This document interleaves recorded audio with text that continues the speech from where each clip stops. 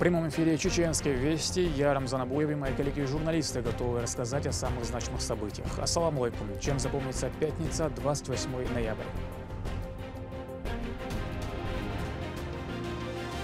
Юбилейная дата.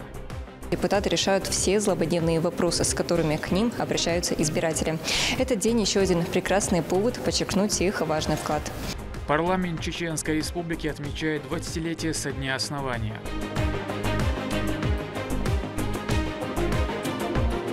Ключевые вопросы на повестке. Деловая программа рабочего визита делегации продолжается в парламенте Чеченской Республики. С рабочим визитом в республике находится делегация Федерального собрания.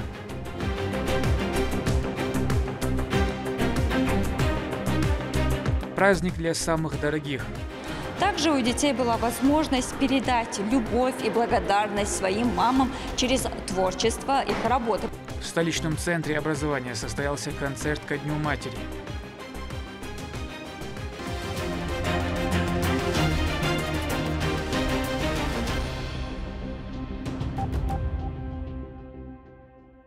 «1337 республиканских законов и 4609 постановлений принял парламент Чеченской Республики за 2 десятилетия законотворческой работы.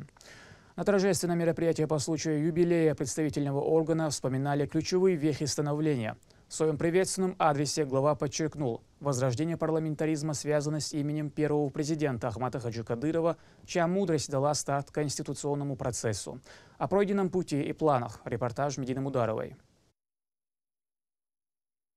Ровно 20 лет назад, благодаря первому президенту Чеченской Республики, герою России Ахмату Хаджи Кадырову, регион заявил о себе как полноценный субъект, где есть высший представительный и законодательный орган власти – парламент. Его становление началось в марте 2003 года. В 2005 глава государства подписал указ о проведении выборов чеченского парламента первого созыва. По итогам голосования был создан республиканский парламент, состоящий из 2 палат.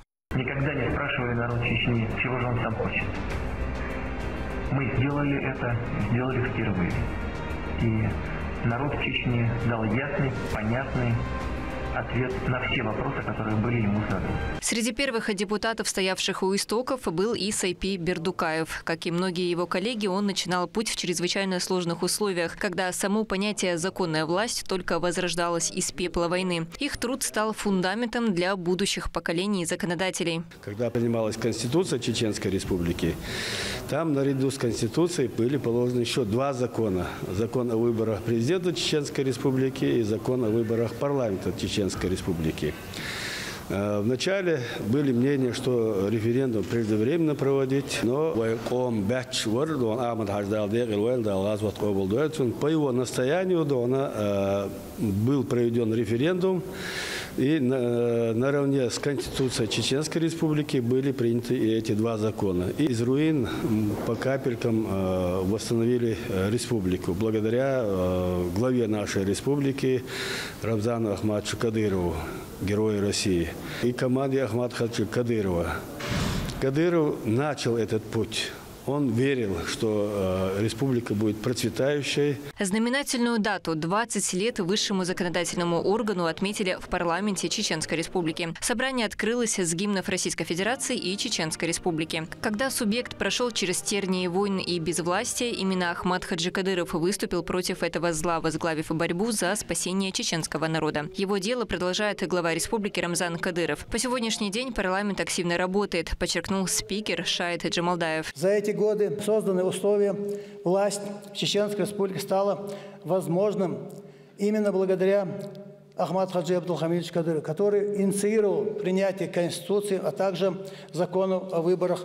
Парламент Чеченской Республики всегда действовал в русле политического курса Рамзана Ахматовича, обеспечивая законодательную поддержку всех стратегических инициатив руководства регионом. Принято 1337 республиканских законов, 4609 постановлений, более 100 обращений, 41 законодательная инициатива, которая направлена в Государственную Думу Российской Федерации. Поддержано более 12 тысяч российских федеральных законопроектов.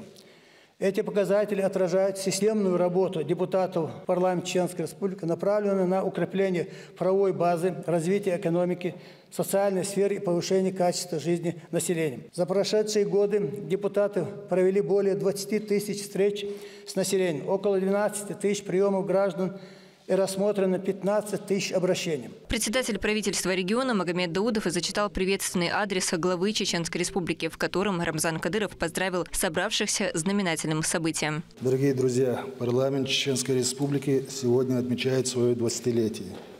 Создание высшего законодательного органа власти региона стало возможным благодаря первому президенту Чеченской Республики, герою России Ахмаду Хаджи Кадырову. Именно он инициировал проведение референдума 2003 года, в ходе которого наряду с Конституцией Чеченской Республики был принят закон о выборах в парламент. Большинство присутствующих в этом зале помнят, как непросто шел процесс формирования органа власти в тот период.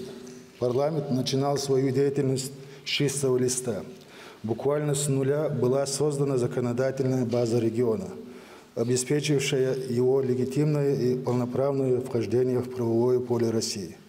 Депутаты принимали множество законов, направленных на конституционное и социально-экономическое развитие республики. Это был тяжелый и ответственный период в истории чеченского парламентаризма. Но ничто не могло остановить мирный процесс, запущенный Ахмадом Хаджи при поддержке президента России Владимира Владимировича Путина. Устойчивое социально-экономическое развитие региона, рост благосостояния народа требует принятия законодательных актов, отвечающих запросам времени. Сегодня под руководством Шаидова Хайча Жамалдаева депутаты парламента Чеченской Республики делают все необходимое для совершенствования нормативно-правовой базы, внося достойный вклад в реализацию курса Ахмада Хаджи. Также хочется вспомнить Тупаху Баштаевича Абдурахманова. Ему выпала честь первым возглавить парламент. На этом ответственном посту он внес значительный вклад в становление высшего законодательного органа и в сжатые сроки выстроил его эффективную системную работу. Великий Ахмад Хаджи Кадыров отмечал, что нет высшей цели, чем служение своему народу и Отечеству. Эти слова имеют самые прямые отношения к парламентариям. Поздравляю депутатов парламента Чеченской Республики с 20-летним юбилеем. Уверен, что высший законодательный орган и впредь будет эффективно представлять интересы чеченского народа, способствовать росту экономики, укреплению стабильности и согласия в обществе, справляться с любыми поставленными задачами на благо нашей Родины. Глава Чеченской Республики, герой России Рамзан Ахматович Кадыров.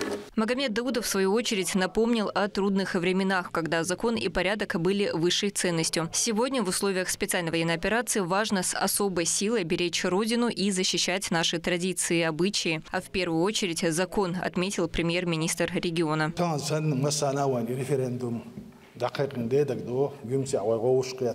الدغدغ ده دغدغ المسانا ديون عبيش هنسي توامبو دينا عبوسي ديون شايت نسلات وشقيسن بو حلق يدويتي ريفرندوم حلق يدويتي ويبرشي حلق يدويتي برلمان ديون خارج حلق يدويتي بوش ايوا بروشنا وي باتش حلق باتش هو بوتين ولادين حقي حبي انشول دي حسود عقير وزاسيدان حسود اج اولش مسانا خسخ دوق ديون دال دي الويل دال غاز وتقبل احمد اج ساهن ديون شاشي قومي خطر دو قوموا بوخو دي دوشا على اسدين ح ريفرندوم خلا خارج بنات غيشي شو صوخان يلا ديون ايدي صار شيء كمية دل حوس خوي ها از شاين لوتشكي بر ين خير تساعد شاين لوتشكي بر ريزولتات وقتين خير تساعد عصبوش والله بق مداتسي هو تعب مصو وتيش مدويس حتى اردل مدر نوخشي قام ديكي هو مصو عايش نوي هتي ديونا وي قوم استورينا Далее состоялась церемония награждения. Указом главы Чеченской Республики орденом Кадырова отметили 3 депутатов парламента региона 5-го созыва. Нагаев Аднан Абдул-Муталипович, депутат парламента Чеченской Республики 5-го созыва, заместитель председателя парламента Чеченской Республики 5-го созыва. Висмурадов Абухусейн Джандарович, депутат парламента Чеченской Республики 5-го созыва. Абубакаров Идрис Магомедович, депутат парламента Чеченской Республики 5-го созыва. Для каждого члена команды Ахмата Хаджи Кадырова большая честь получить орден Кадырова, потому что этот путь, который спас наш народ от полного уничтожения. И быть в команде Кадырова, получить орден Кадырова – это высшая награда. Я горд этим и выражаю еще раз огромные слова благодарности нашему главе за оказанное высокое доверие, возможность трудиться на пути Ахмата Хаджи Кадырова.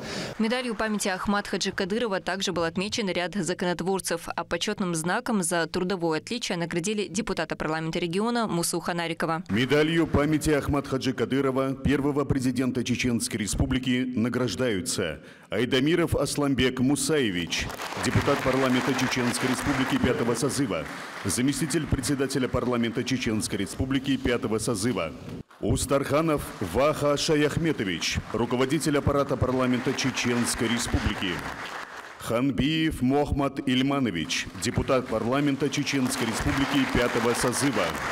Эдилов Роман Личиевич, депутат парламента Чеченской Республики 5-го созыва. Почетным знаком за трудовое отличие награждается Ханариков Муса Абдулвахидович, депутат парламента Чеченской Республики 5-го созыва. В завершении юбилейную медаль «20 лет парламенту Чеченской Республики» вручили председателю правительства региона Магомеду Даудову, руководителю администрации главы и правительства субъекта Галусу Таймасханову и вице-премьеру Абузайду Висмурадову. Распоряжением председателя парламента Чеченской Республики награждается юбилейной медалью «20 лет парламенту Чеченской Республики» председатель правительства Чеченской Республики Даудов Магомед Хожахмедович, руководитель администрации главы и правительства Чеченской Республики Таймасханов Галас Султанович.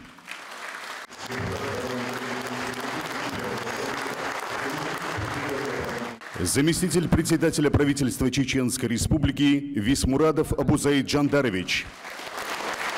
Этой же медалью был награжден ряд государственных деятелей. Отметили также работу и остальных представителей высшего законодательного органа. Им передали правительственные и ведомственные награды. Депутатский корпус парламента состоит из 41 народного избранника. Это представители власти, которые действуют от народа для народа. Регулярно устраивая выездные встречи с общественностью, депутаты решают все злободневные вопросы, с которыми к ним обращаются избиратели.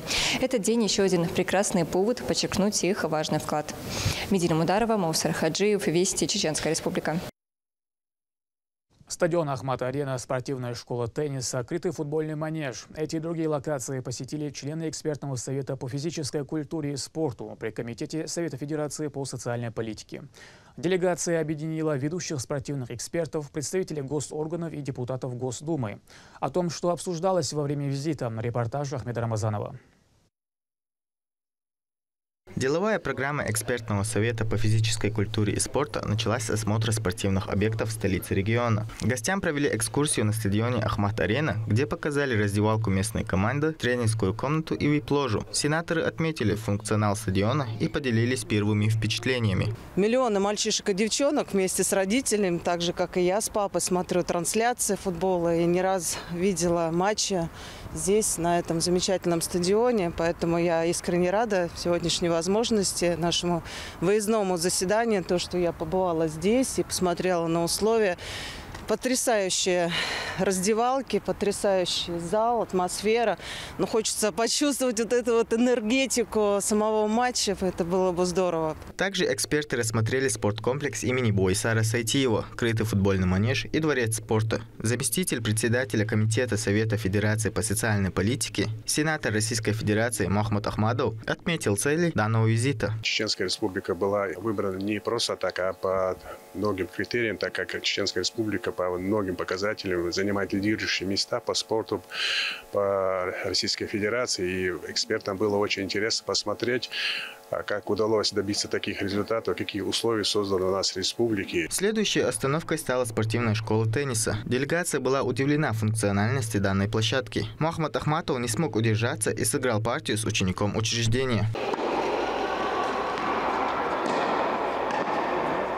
Почетные гости посетили и спортивный комплекс с бассейнами, который также произвел на них впечатление. С их слов, подобную комфортную и современную базу можно использовать для проведения чемпионата России и даже мира. Я предлагаю все-таки выйти на президента водных видов спорта и все-таки предложить провести здесь чемпионат России. Последним местом стал Центр спортивной медицины и реабилитации, в которой проходил осмотр молодежной команды «Ахмат». Гостям провели экскурсию по центру, показывали оборудование и методы работы.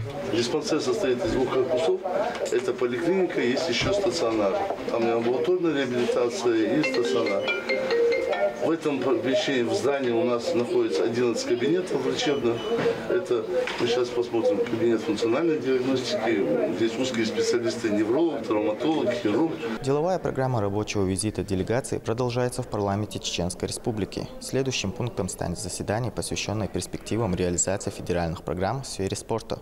На заседании принимал участие министр по физической культуре и спорту Ахмат Кадыров, который обратился к экспертам с приветственным словом. Очень приветствую вас всех. Нам приятно, что площадкой для очередного заседания стал город Грозный. В связи с чем хочу вас заверить, что мы окажем всяческие содействия работе Совета. Пользуясь случаем, хочу отметить, что в Чеченской Республике вопросы развития спорта и подготовки достойных спортсменов находятся под пристальным вниманием главы региона, героя России Рамзана Ахматовича Кадырова. Его постоянная поддержка способствует созданию современных и комфортных условий для наших атлетов и играет ключевую роль в достижении высоких результатов. Мы также чувствуем поддержку со стороны руководства Министерства спорта России, что является для нас немаловажным фактором в данном вопросе.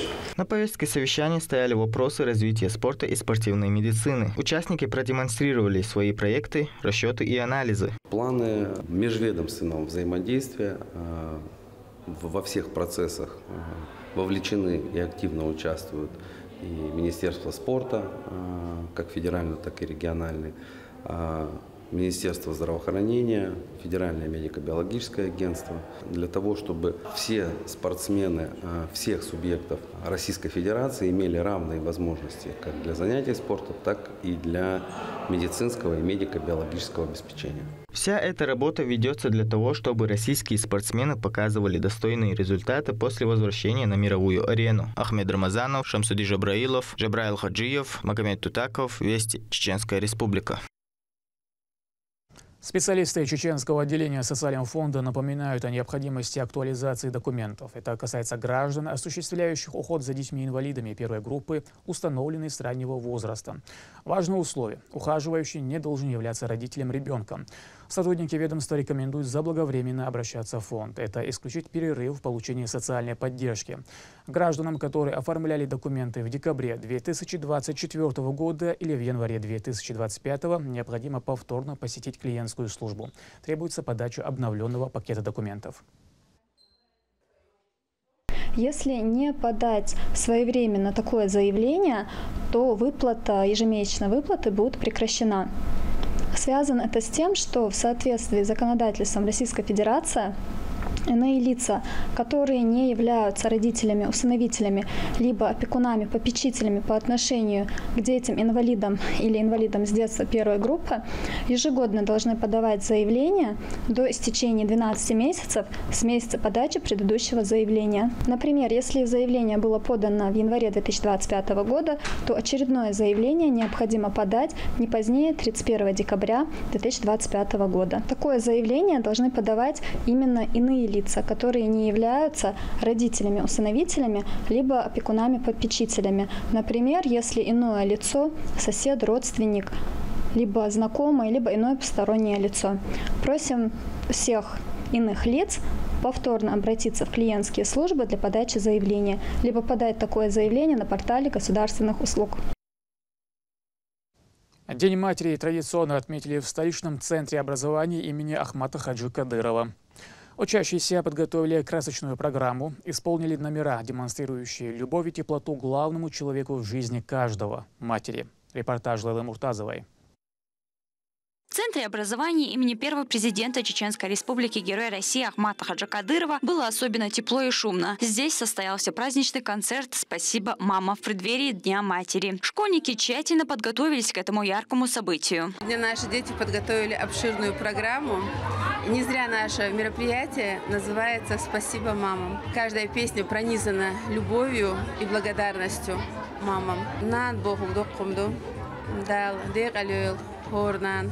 Из первых рядов поддерживали ребят самые главные зрители – мамы. Кто-то снимал выступление, а кто-то просто слушал и улыбался. Особенно тронул собравшихся вокальный номер «Нана».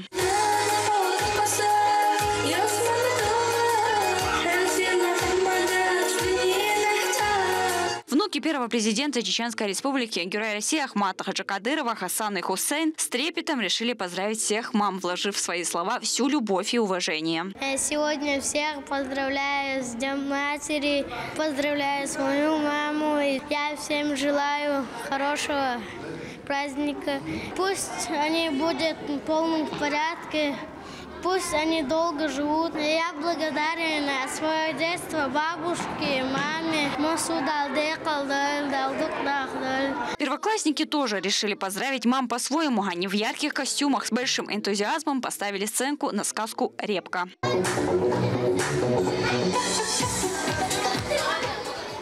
Я была хоть куда, без зарядки молода, на печи везде лежала, даже спиночка устала.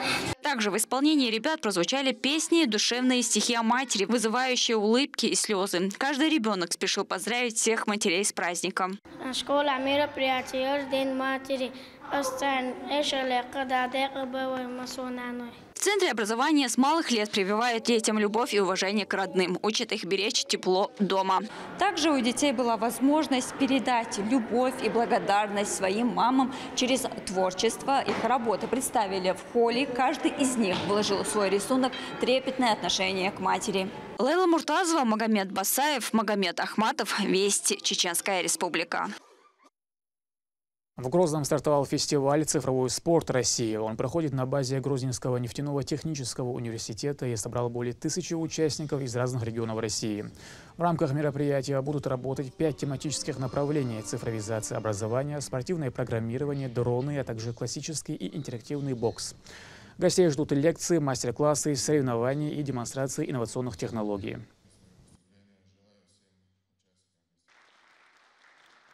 Мы все знаем, что наш лидер, герой России Рамзан Ахматович Кадыров в своей стратегии развития региона поставил задачу сделать наш регион центром притяжения молодежи, сделать его крупным, досуговым, молодежным, спортивным, культурным центром нашей страны.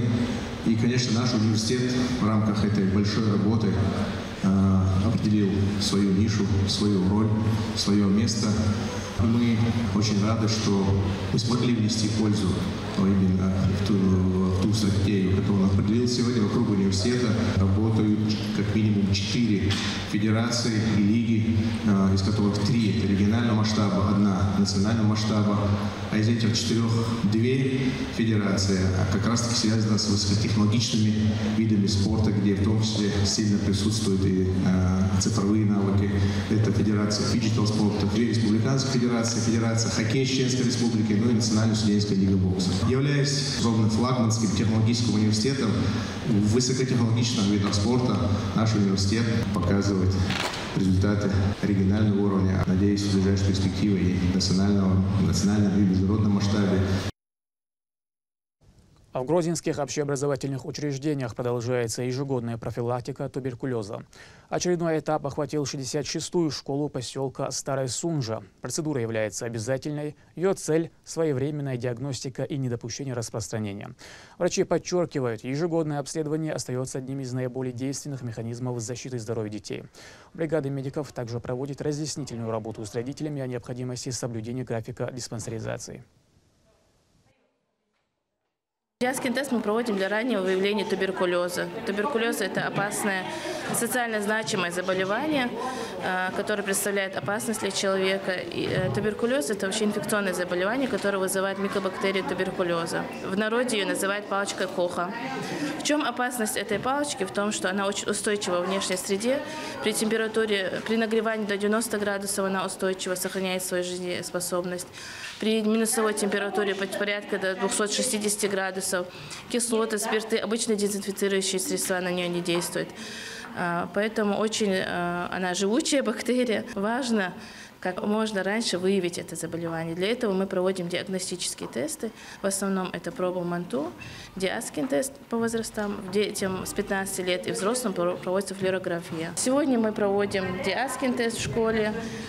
Диаскин тест проводится внутрикожно, строго в среднюю треть, внутренней поверхности, средней трети предплечья. И через 72 часа мы оцениваем результаты. Результаты могут быть отрицательные, что мы ждем от наших детишек. Может быть сомнительный результат и положительный. Если результаты положительные, то мы проводим дальнейшую диагностику, направляем к фтизиатру.